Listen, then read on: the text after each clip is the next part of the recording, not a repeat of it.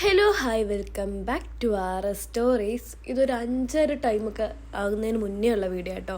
രാവിലെ ഒരു 4:30-ക്കൊക്കെ എണീറ്റ് കുളിച്ച് റെഡിയായി നമ്മളെല്ലാവരും കൂടി അമ്പലത്തിൽ പോവാം കേട്ടോ. കൊട്ടാരക്കര ക്ഷേത്രത്തിൽ പോവുകയാണ്, ഗണപതി ക്ഷേത്രത്തിൽ.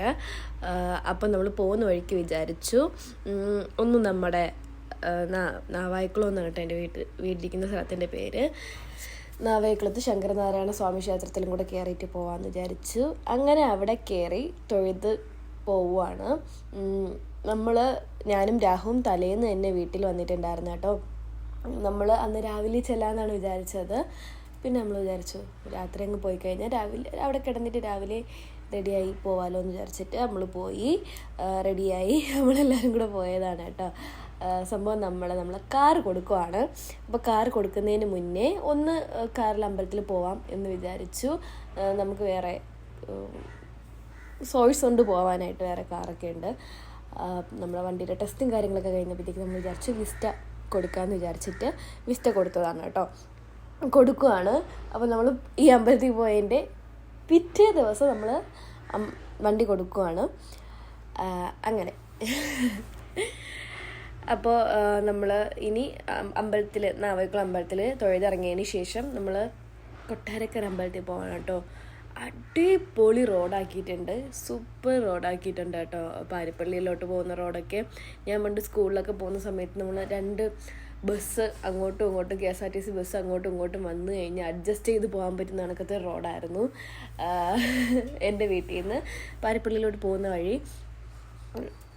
ഇപ്പോൾ അങ്ങനെയല്ല, ഇപ്പോൾ ഫുള്ളി അടിപൊളിയായിട്ടുണ്ട് കേട്ടോ. അങ്ങനെ നമ്മൾ അമ്പലത്തിലെത്തി, കൊട്ടാരക്കര ക്ഷേത്രത്തിലെത്തി. അപ്പോൾ അമ്മു രാഹുവിനെ തേങ്ങ ഉടയ്ക്കാൻ വേണ്ടി തേങ്ങ മേടിക്കാൻ വിട്ടതാണ് കേട്ടോ.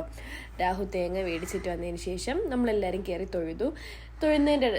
കയറുന്നതിന് മുന്നേ രാഹു പറഞ്ഞു ഞാൻ പുറത്ത് പോയിട്ട് വരാമെന്ന് പറഞ്ഞിട്ട് രാഹു പോയി. അങ്ങനെ ഞാൻ കയറി തൊഴുതു. ഞാൻ നേരത്തെ ഇറങ്ങി ജസ്റ്റ് പുറത്തെ വീഡിയോ ഒക്കെ എടുക്കാം കേട്ടോ. ഈ അമ്പലത്തിൻ്റെ തൊട്ട് ഫ്രണ്ടിലൊരു കുളമുണ്ട്. കുളമാണോ എന്ന് എനിക്ക് കറക്റ്റായിട്ട് അറിയാമേ, കുളമാണ്.